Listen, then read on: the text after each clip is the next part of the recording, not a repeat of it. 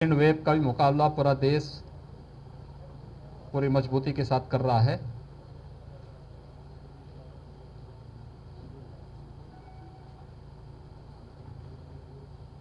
जो मंत्र कोरोना महामारी से लड़ने के लिए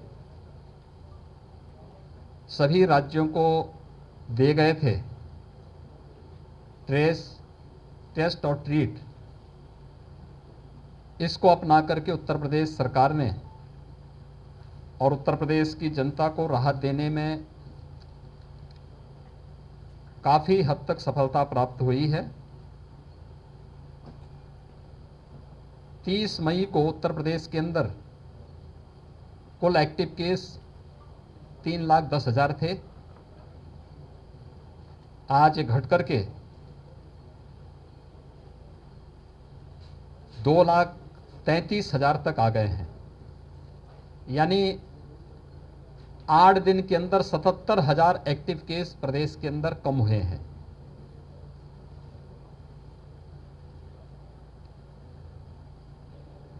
प्रदेश के अंदर सर्वाधिक पॉजिटिव जो केस आए थे कोरोना के, वह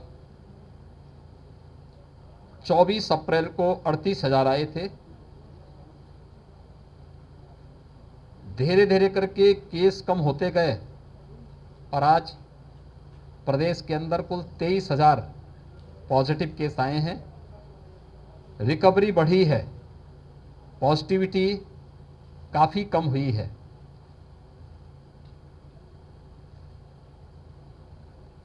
वाराणसी जनपद और वाराणसी कमिश्नरी के भी हम लोगों ने यहाँ पर समीक्षा ली है और उसमें यहाँ पर भी आशातीत परिणाम सामने आते हुए दिखाई दिए हैं। पॉजिटिविटी काफ़ी कम हुई है पिछले एक सप्ताह के अंदर, रिकवरी बढ़ी है और एक जो अभियान पूरे प्रदेश के अंदर चल रहा है उसके भी परिणाम उसी रूप में आते हुए दिखाई दे रहे हैं। यहाँ पर पिछले एक सप्ताह में अकेले वाराणसी मंडल में जो एक्टिव केस कम हुए हैं, यह लगभग 9,285 एक्टिव केस कम हुए हैं इस पूरे वाराणसी मंडल में, जिनमें सर्वाधिक 4,500 से अधिक जनपद वाराणसी में है। फर्स्ट वेव की तुलना में सेकंड वेव काफ़ी तीव्र संक्रामक रही और तेजी के साथ संक्रमण फैलने से लोगों में एक भय की सी आशंका हुई। दूसरा, ऑक्सीजन की डिमांड बढ़ी। हम सब आभारी हैं प्रधानमंत्री जी के, जिन्होंने पूरे देश के अंदर ऑक्सीजन की आपूर्ति को बढ़ाने के लिए ऑक्सीजन एक्सप्रेस और इंडियन एयरफोर्स के विमानों का उपयोग करते हुए ऑक्सीजन की इस आपूर्ति को, लिक्विड मेडिकल ऑक्सीजन को हर एक राज्य तक पहुंचाने का कार्य किया। उत्तर प्रदेश की जो कुल ऑक्सीजन की सामान्य दिनों में आवश्यकता होती थी, वह ज़्यादातर मेडिकल कॉलेजेस ने अपने यहाँ एयर सेपरेटर यूनिट रखी हुई थी या फिर एलएमओ ऑक्सीजन प्लांट के साथ अपने स्वयं के एग्रीमेंट के साथ माध्यम से लेते थे। लगभग 300 से 400 मीट्रिक टन में उनकी इस पूरी आवश्यकता की पूरी हो जाती थी। लेकिन जिस तेजी के साथ संक्रमण फैला, उसके कारण ऑक्सीजन की डिमांड भी बढ़ी और ऑक्सीजन की डिमांड बढ़ने के कारण आज हम लोग ऑक्सीजन एक्सप्रेस के माध्यम से और एयरफोर्स के विमानों के माध्यम से प्रदेश के अंदर जो सामान्यतः ऑक्सीजन आती थी उनके साथ ही 1000 मीट्रिक टन ऑक्सीजन की आपूर्ति आज के दिन पर उत्तर प्रदेश के अंदर अलग अलग क्षेत्रों में करा रहे हैं, जिसमें ऑक्सीजन एक्सप्रेस के माध्यम से वाराणसी और आसपास के जनपदों की भी आपूर्ति हो रही है। हर एक स्तर पर संसाधन बढ़ाने के प्रयास हो रहे हैं। एक महामारी है और महामारी का मुकाबला जिस मजबूती के साथ किया जाना चाहिए, इसमें सरकार, समाज, सभी लोग मिलकर के जब प्रयास करेंगे तो उसके सार्थक परिणाम आएंगे। हमारे हेल्थ वर्कर्स बहुत अच्छा काम कर रहे हैं, कोरोना वॉरियर्स बेहतर कार्य कर रहे हैं। कोरोना से बचाव के लिए देश के अंदर 2 स्वदेशी वैक्सीन पहले ही लॉन्च की जा चुकी है और उसमें वैक्सीनेशन का कार्यक्रम भी युद्ध स्तर पर चल रहा है। एक तीसरी वैक्सीन के लिए भी भारत सरकार ने अपनी सहमति दे दी है। उत्तर प्रदेश के अंदर भारत सरकार की मदद से अब तक हम लोग 45 प्लस के 1,37,00,000 से अधिक लोगों को वैक्सीन दे चुके हैं और राज्य सरकार ने भी भारत सरकार की मदद से अपने स्तर पर 18 प्लस जिन लोगों को वैक्सीन देने की सहमति भारत सरकार ने दी थी, उनमें से 1 लाख से अधिक लोगों को हम वैक्सीन अब तक उपलब्ध करा चुके हैं। 45 प्लस से जुड़े हुए जितने भी लोग थे उनके लिए प्रदेश के हर जनपद में 4,500 से अधिक केंद्र वैक्सीनेशन के चल रहे हैं। प्रारंभ में वैक्सीन की वेस्टेज की शिकायतें आ रही थी, प्रयास था इसे न्यूनतम स्तर तक पहुंचाने के लिए और आज इसे घटा करके 2 से 3% तक करने में सफलता प्राप्त हुई है। 18 प्लस का वैक्सीनेशन का कार्यक्रम उत्तर प्रदेश में 1 मई से प्रारंभ हुआ है। कल सोमवार से प्रदेश के 18 जनपदों में यानी 17 नगर निगम और गौतम बुद्ध नगर यानी 18 जनपदों में हम लोग वैक्सीनेशन के कार्यक्रम को कल से प्रारंभ करने जा रहे हैं। कल और प्रारंभ करने जा रहे हैं, जिनमें 7 पहले से थे, 11 नए बढ़ाए गए हैं।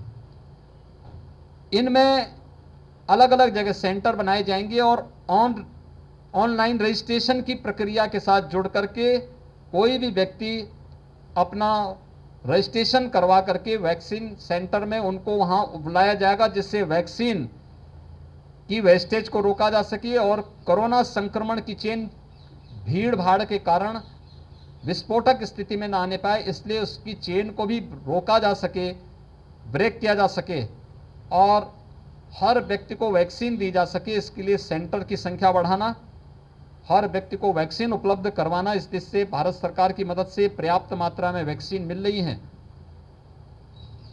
काशी इस समय जो सबसे बड़ा सेंटर है, यहाँ पे न केवल वाराणसी के लिए बल्कि पूर्वी उत्तर प्रदेश, बिहार और तमाम अन्य राज्यों के लिए बीएचयू का सुपर स्पेशलिटी जो सेंटर है आदरणीय प्रधानमंत्री जी के अनुकंपा से बनकर के तैयार हुआ और आज कोरोना उपचार का लेवल 3 लेवल का एक हॉस्पिटल के रूप में यह तमाम प्रकार की अमूल्य जानों को बचाने का काम कर रहा है।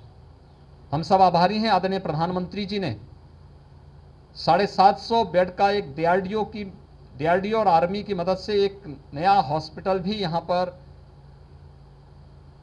स्वीकृत किया है और उसमें कार्य युद्ध स्तर पर चल रहा है। 250 बेड उसमें वेंटिलेटर के आज के दिन पर युद्ध स्तर पर कार्य करते हुए तैयार हैं और मुझे लगता है कि कल से संभावना है कि कल से वह डीआरडीओ की मदद से, आर्मी की मदद से, आदरणीय प्रधानमंत्री जी के अनुकंपा से कल से यह सेंटर भी यहाँ पर अपनी सेवाएं देना प्रारंभ करेगा, जिसमें आर्मी से जुड़े हुए जितने भी आर्मी मेडिकल कोर से जुड़े हुए उनके एक्सपर्ट भी हैं, पैरामेडिक्स भी हैं, हाउसकीपिंग स्टाफ भी है। शेष 250 बेड ऑक्सीजन युक्त भी हैं। बीएचयू और लोकल एडमिनिस्ट्रेशन भी, health worker, housekeeping staff, paramedics और अन्य जितने भी कार्य होंगे यहाँ पर, चाहे वह सिक्योरिटी का हो, फायर एंड इलेक्ट्रिक सेफ्टी का हो, इन सभी कार्यों को करने के लिए यहाँ पर पूरी तत्परता के साथ यहाँ पर मिलकर के आपसी समन्वय के माध्यम से इस कार्यक्रम को आगे बढ़ा रहे हैं। कोरोना संक्रमण की इस सेकंड वेव को रोकने के लिए जो प्रयास हुए हैं उसके सार्थक परिणाम आते हुए दिखाई दे रहे हैं, लेकिन सतर्कता की आवश्यकता है। और मेरी पूरी प्रदेशवासियों से अपील है कि केंद्र और प्रदेश सरकार अपने स्तर पर हर व्यक्ति को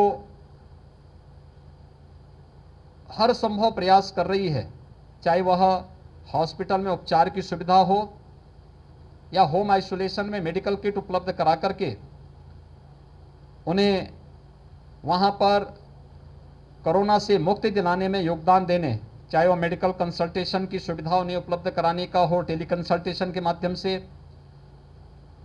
निगरानी समितियां गांव-गांव में जाकर के स्क्रीनिंग का काम कर रही हैं, आरआरटी एंटीजन टेस्ट का काम कर रही हैं और उन्हें मेडिकल किट उपलब्ध कराने का कार्य भी इसके साथ ही संपन्न किया जा रहा है। ये सभी कार्यक्रम जो सरकार के स्तर पर हैं, सरकार कर रही है, लेकिन हर व्यक्ति कोविड के नियमों का पालन भी करे। कोविड के जो प्रोटोकॉल हैं, खासतौर पर बचाव सबसे महत्वपूर्ण इसका हथियार है। हाई रिस्क कैटेगरी के लोग बाहर ना आए, अनावश्यक कोई भी व्यक्ति बाहर ना आए। घर के बाहर आना ही है तो मास्क और 2 गज की दूरी का पालन करें। जो वैक्सीन दी है, वैक्सीन ऑनलाइन रजिस्ट्रेशन करा करके जिस दिन उन्हें सेंटर में, जिस सेंटर में बुलाया जाए उसी सेंटर में जाकर के हम वैक्सीन ले लें, क्योंकि ये वैक्सीन अब तक का जो भी हम लोगों ने इसके रिजल्ट देखे हैं, वह जिन्होंने भी वैक्सीन लिया है उन्हें एक सुरक्षा कवच वैक्सीन ने उपलब्ध करवाया है। तो वैक्सीन लेने की तैयारी करें, हर प्रकार से उन सभी नियमों का पालन करें जो से कोरोना से और इस महामारी से बचा सकें। राज्य सरकार केंद्र सरकार की मदद से पूरी सतर्कता के साथ इस कार्यक्रम को आगे बढ़ा रही है। आप सभी लोग कोरोना के नियमों के साथ जुड़ करके प्रत्येक नागरिक को भी जागरूक कर सकेंगे तो निश्चित ही इसमें सफलता प्राप्त होगी और कोरोना हारेगा, देश जीतेगा। यह इस सेकेंड वेव में भी अब तक के परिणाम उसी रूप में, उसी दिशा में आगे बढ़ रहे हैं और हमें उसे सार्थक करना है। बहुत बहुत धन्यवाद।